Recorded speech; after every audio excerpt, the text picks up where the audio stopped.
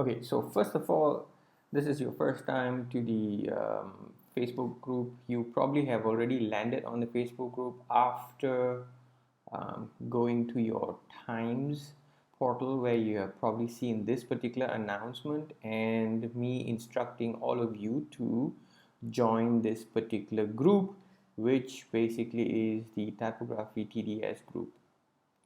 In the Typography TDS group, if you go down to announcements, you will find several different posts that are important for the next couple of weeks, for you to understand the next couple of weeks and to conduct yourself and to submit work for the next couple of weeks. I will be your first task now is to create a blog using the blogger.com or blogspot. You can just Google blogspot and you can then create a new blog. So when you create a new blog for the first time, you'd probably see such kind of information, basic title and so on and so forth. Yeah. My advice to you would be to start a new Gmail so that you can start with a empty Google Drive.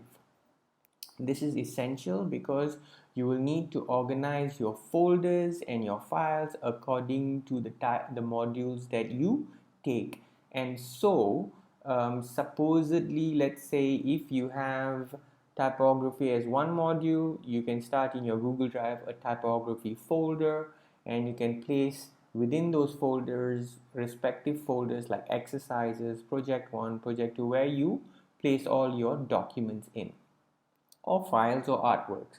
It is also helpful in the sense that it helps you back up your files to a certain degree. Now, you only have 15 GBs in that hard drive, so you can't use it as completely as a backup. So you'll need to find other ways of backing up files on your hard disk. Yeah, but the crucial ones you can always back up, like the final outputs or the progressions or the images, the screen grabs, and so on and so forth. You can place it in that file.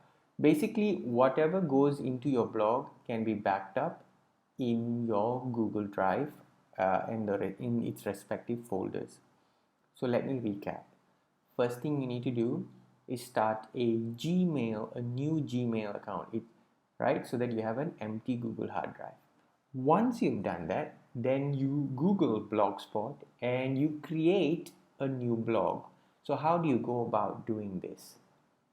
So the moment you click on the link, it'll probably tell you create a blog, and once you create that blog, it'll ask you certain things, like for example, title. In the title, you have to make sure that you write your name as per your ID, right? So you have a Talis University ID, and in that ID you have your name and your ID number. So you key in your full name as per your ID and your ID number. This is important so that when we land on your blog, we know whose blog it is we are looking at. Then comes the description of your blog. Well, you can put it any way you want. That's totally up to you. Thirdly is the publishing address. Now here, what I suggest is use your first name. Let's say your name is Samad. Okay, so you say Samad's creative blog or Samad's design journey or something of that nature. It has to be slightly unique because it is difficult to get a unique name, or a unique link, right? So just make sure that the first name or the first word is your first name in your blog. So once you have done that, you can then begin your blog, and you will be prompted to start your first post. Now I have some dummy posts that I've already created here, but I'm going to start afresh and show you what it should look like. I have provided you in the typography Facebook group. If you go to announcements and you scroll down, you come to Eportfolio links, right? Eportfolio links. So the blog that you're starting, we refer to it as e-portfolios, right? Because they are online portfolios which will document your journey throughout your semesters. So for every module, you have to have a post. Whether the instructor tells you to do it or whether your lecturers tell you to do it or not, you have to have a blog for each module, because you will be assessed on it as well, either during the semester or at the end of your learning, right? Most of your lecturers will ask you to do it. Some of them may not ask you to have it, but you should have it, because at the end of the day, you're going to be assessed to it. Now, in all the modules that are being taught in semester 1, you have to have it. Now, I have the instructions for how to populate your module may differ from lecturer to lecturer, but I believe in this module we have a very comprehensive way of how we document the module. So you can use what you have learned here in other modules as well. Now, coming back to what I was trying to explain, I was trying to show you, which is there are two example student e-portfolios over here. I will click on one, and you can see it opens up, and all the work done under this particular label called typography, all the posts pertaining to that particular label is documented here. You can see it here, all of them, right? From exercises to project 1 to project 2 to final project, and a final compilation and reflection post. So I will leave it up to you to explore this. My suggestion is to start with exercises to see how it has been structured. Now let me explain the structure to you. For this, I'll go back to the blogger, the blogspot, and I'm going to click on this sample. Okay, click. So this is what I've created to explain to students, which I'll be sharing this link as well. So the starting of every post, this is important. You need to have the starting date of your post and the end date of the post, of your post. So for example, if exercises takes 4 weeks, you will have to write the 4th week date here. Okay. Now, if you don't know what that week is going to be or what the date, and you're too lazy to look it up, for the moment, leave it blank. When you reach the final week, you can key that in. So right now, what you can do is you can have the first starting week date, and you can just leave the date blank, but add the month and year, followed by week 1 to week 4, right? So if I've stated that this particular task, which falls under exercises, let's say, takes around 4 weeks to conclude, then you will write week 1 to week 4. Again, if you're unsure when the ending week is going to be, just leave it blank for now. Just put a question mark for now, and then later when you reach the end, you can write the week number. The next thing is you need to write your ID name as per your ID number, and the program you are in. So if you're in the Bachelor of Design in Creative Media, then you'd want to type it out like BDES in Creative Media.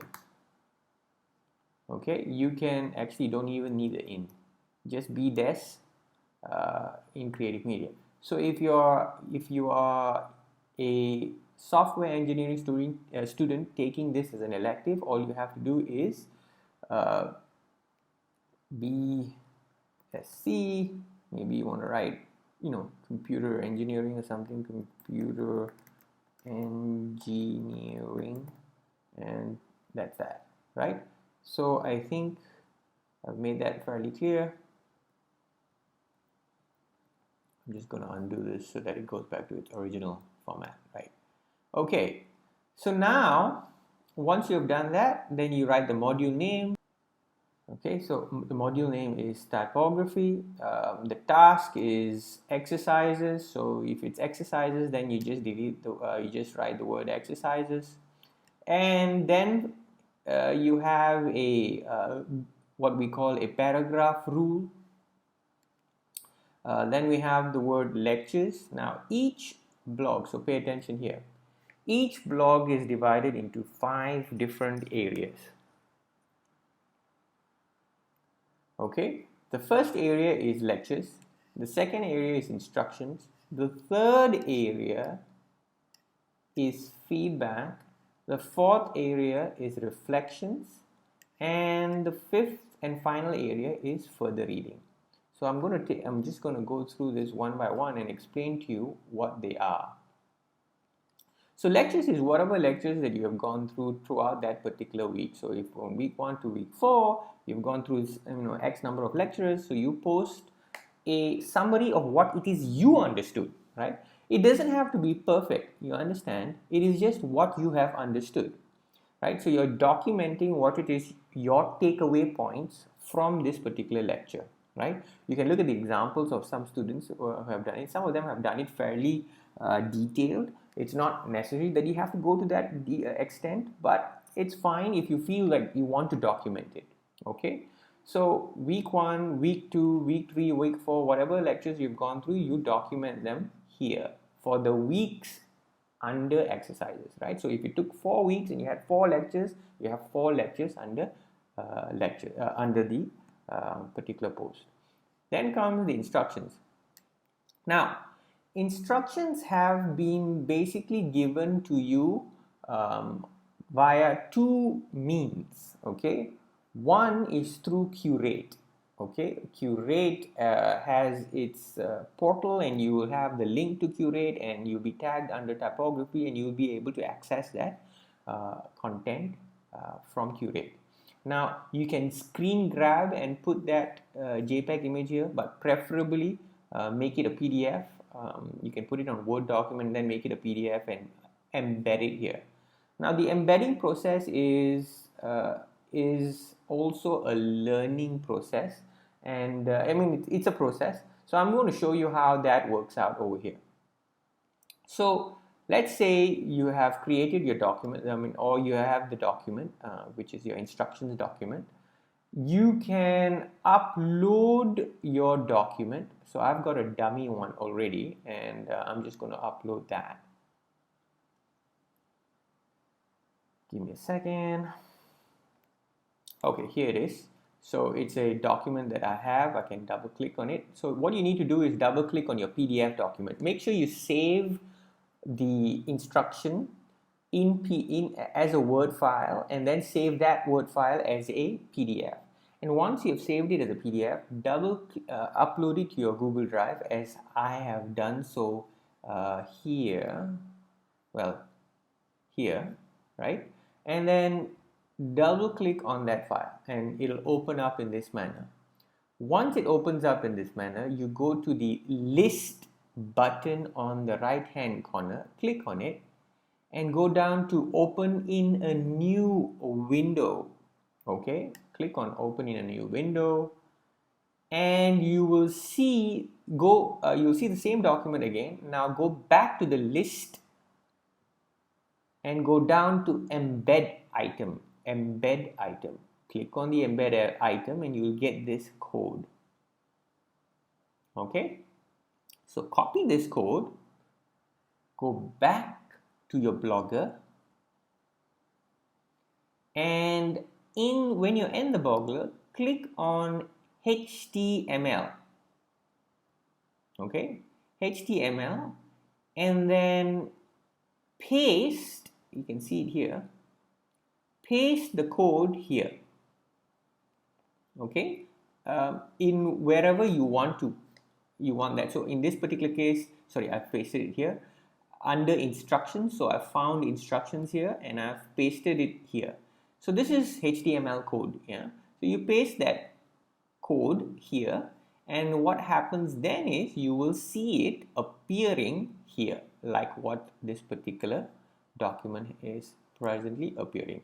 Sometimes I like to paste the code here as well, meaning after I've done that, I go ahead and I paste it here as well, just as a, in case the document disappears, I can always copy paste this back into the HTML. I mean, it's just something I do, but anyways, you don't have to do it. I mean, if you don't have a, but I just do it anyways. So once you've done that, you have instructions. Now, everything that you do for your exercises, progressions, processes, whatever you go through needs to be documented under instructions, right? So you write, your first task is exercises is typed in type expression. So perhaps you you sketch something out and you want to document that sketch. You want to document that sketch here. So make sure you take a good picture, well lit. There should be no shadows. Pictures must be shot under sunlight or window light, right? There must be no shadows. It must be gradual. So this is a very good example from a student's portfolio that I've taken, and this shows you how an even lit, well lit sketch has been scanned or has been taken as a photograph and uploaded. So you can write the exercise, you can do a brief explanation, then post your process. You have to continuously post your process for the entire exercise. So if you're doing something digitally, you can screen grab that particular area and upload it as a JPEG here. Now, so once you have completed, finally you have completed the work, you will have the final piece of work and you can post that here as well. Now remember, this is important to remember, every image that you upload, every progression process that you upload needs to be labeled, needs to be captioned, yeah, and if possible even dated, if possible, right? You can write the date there as well, like 9 6 sorry 2020. Okay,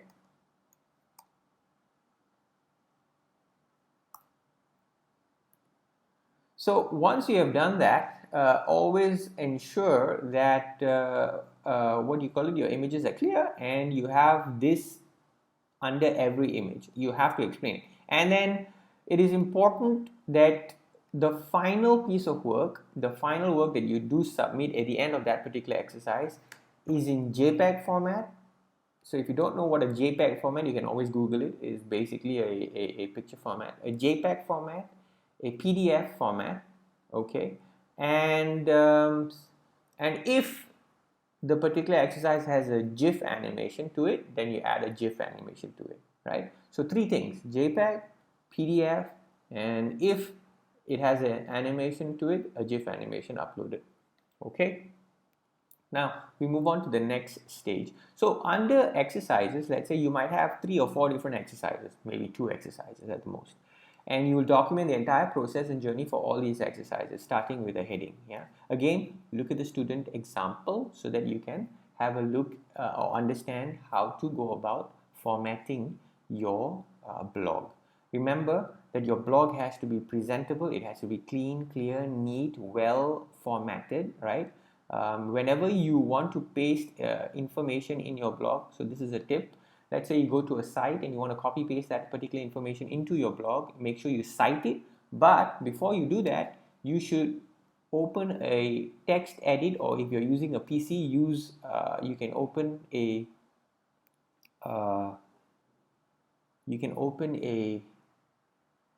notepad. I believe it's a PC. In PC it's notepad, in Mac it's called a text edit file, and in the text edit file you change the format to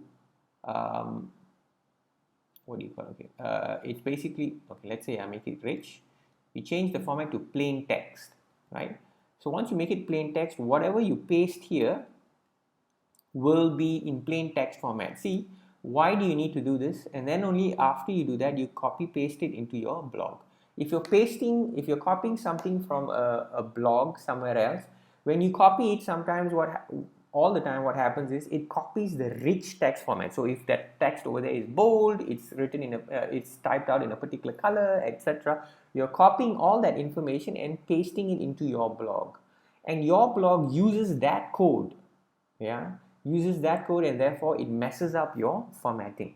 So it's always better to paste it here in your text format, in your plain text, and then paste it into your blog if you're copy pasting it. Okay. Also note again, a remind, if you're copy pasting something from somewhere, always give a credit to that particular information source. Yeah. All right. Coming down to the next part of the blog is your feedback. Feedback takes place every week in every class, right? You'll be getting continuous feedback. And when you get feedback, it is important for you to document it right away. There are two places for you to document your feedback. One is here, and another is if you go to the typography Facebook page, you will see here a Google feedback sheet link. If you click on it, you will see an example of how to write your feedback. So in this particular case, let's say task one, you're doing task one, which is exercises. You will paste your feedback here, week one, and then you type whatever you have, and whenever you want to make a paragraph space, you press alternate or option, enter, and then you can write week 2, etc. right? You can take a look at the example above as to how to format that. Now I want to make it clear here that there are two types of feedback that you might get. There will be specific feedback to you, and then there will be general feedback to the entire class, which applies to you as well. You need to document both, right? You document the general feedback and you document the specific feedback. The feedback, when is given to you, it will be given to you orally. It is your job to transcribe that feedback. So if you need to record it. Yeah. All right. Where was I? Right. Okay. So that's feedback. Then comes reflections. Reflections are divided into 3 different categories. I have provided a example of how to write your reflection. You can also refer to examples of students. I have defined them as experience, observations, and findings. I will give you on the day a site called yourbrief.wordpress.com. This particular site here, yourbrief.wordpress.com, and there's a sample ePortfolio which you can read the dictionary definitions or the definitions of what experience and observations and findings mean and how you can go about writing them. Therefore, you will understand how to go about writing them. I will post this later on in your ePortfolio for the purpose of your reference. Okay, so once you have this, then you always write your reflections and observations and findings in a precise manner. Okay, after that comes further reading, and in further reading you have this particular piece of information. So whatever books that you read from the library or you read online have to be documented here in this particular method.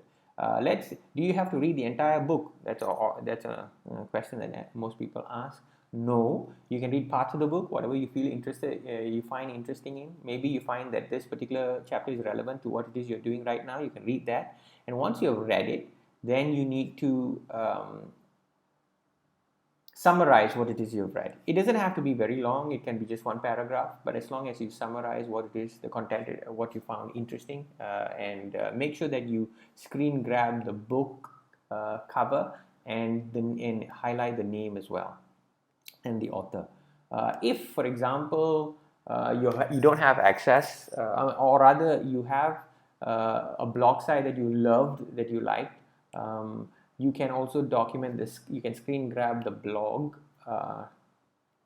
front and then provide the link and so on and so forth, and do the same. You can summarize it. But for the purpose right now, as you are in the first semester, I would strongly urge you to go to the library and borrow one book every week. Okay. with that, I'm going to end this particular session. It's quite a long session, so I mean, there's quite a bit for you to go through, anyways. So I think the process is fairly clear. In case you're wondering how to create this particular line, it's not by pressing underscore. Okay, if you want to create a line, all you have to do is you go to the horizontal rule button, which is not here actually. All you have to do is go to HTML, and under HTML you change, you write HR. That's it. Once you write HR, you'll see there's a line. Okay, so basically the code is greater, is that smaller than or greater than whatever, HR, and then sorry, and then close it. Wait, there's another bit there, right? Okay, so HR space front slash, right? Yeah, and then this. So this is the code that's needed to create a paragraph rule. To create a so this is the code needed to create a paragraph rule, the underline that you see. Okay, so I'm just gonna keep this out there for your learning purpose. Okay, thank you. With that, we're done for this particular session. I'll be uploading more sessions for you later on.